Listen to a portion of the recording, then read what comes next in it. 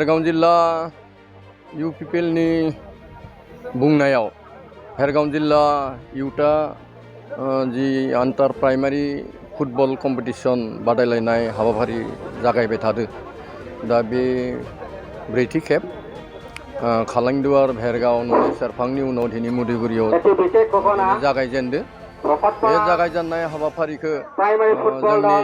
बारग' आफादगिरि नन्दराम बर' बिथाङा बेखेवना होलांबाय दा बे बादायलायनाया जाबाय थादो जोबोद मोजां जादो सेंग्रा हाजारनि खौसेथि आरो रंजानायनि लोगोसे फिजिकेल फिटनेसखौ मोजाङै लाखिनो थाखाय जि मिरु आफादा हाबाफारि लादो बे हाबाफारिखौ दिनै मुदिगारि ब्लक कमिटिनि माने युथा बा जुब शाखाया जा बिथां उत्तम बर'नि दैदेननायाव दिनै जागायजेनबाय सानथामनि हाबाफारि लानानै बिथांमोना जागायदो गाबोनो जोंनि दोलोखौ इनकारेज होनायनि लोगोसे कालाइगाव एरियानि फुटबल प्रेमिफोरखौ मोनसे रंजाहोनो थाखाय मोनसे वुमेन एक्जिबिशन खेला माने फाथिनाय जादों गाबोन 2टा बाजायाव जागोन आरो 11 तारिखै जोंनि बे इन्टार प्राइमारि मुदिगुरिनिया फाइनेल जागोन आरोखि दा बे जोबोद एसे रंजानाय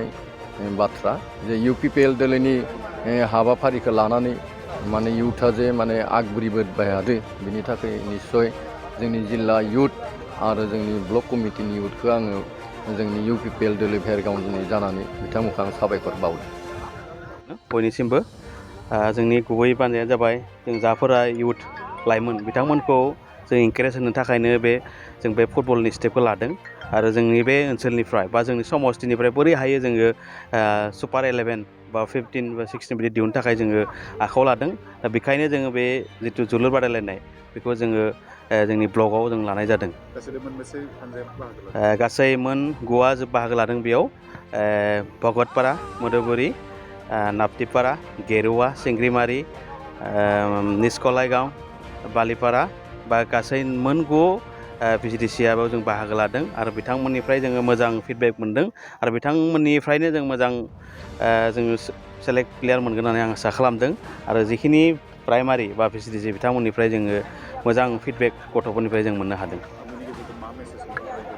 दा बिथांमोनखौ बेनि गेजेरजों आं मोनसे मेसेज होनो नागिरदों जाहाथे जोंनि ओनसोलाबो खम नङाबा गेलेनायाव बादायलायनायाव बेखौ जोङो दिन्थिनो जों हादों आरो बिथांमोननिफ्राय जोंनि जाखिनि युथ बे ओनसोलाव ओरैनो थानाय बिथांमोनखौ जों मोनसे इनकारेज महरै जों माबानो हादों जों बिथांमोननिसिम आरो बिथांमोननि थोंजों मेसेजआ बेनो जाहाथे ओरैनो गोग्लैना थानाङा आरो मोनसे मोजां प्लेटफर्माव फैनानै गावनि संस्थापन जाफैनो थाखाय आं बिथांमोनखौ खावलायदों आरो শ্ৰদ্ধাৰ কোকৰাঝাৰবাসী জনগণ ইয়াৰ দ্বাৰা কোকৰাঝাৰ পৌৰসভাৰ অন্তৰ্গত অঞ্চলত বসবাস কৰা জনগণলৈ এটা জৰুৰী ঘোষণা আগবঢ়োৱা হৈছে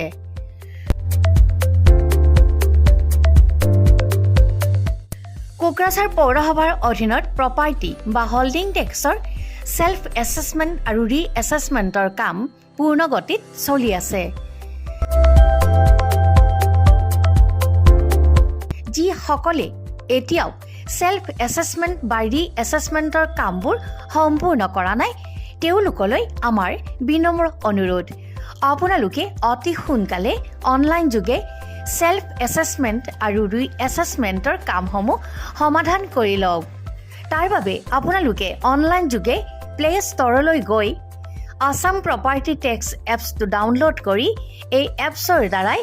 আপোনালোকৰ আধৰুৱা কামবোৰ সম্পূৰ্ণ কৰি ল'ব পাৰিব নতুবা play.google.com/store/apps/ৱেবছাইটৰ জৰিয়তেও আপোনালোকে আপোনালোকৰ কামসমূহ সমাধান কৰিব পাৰিব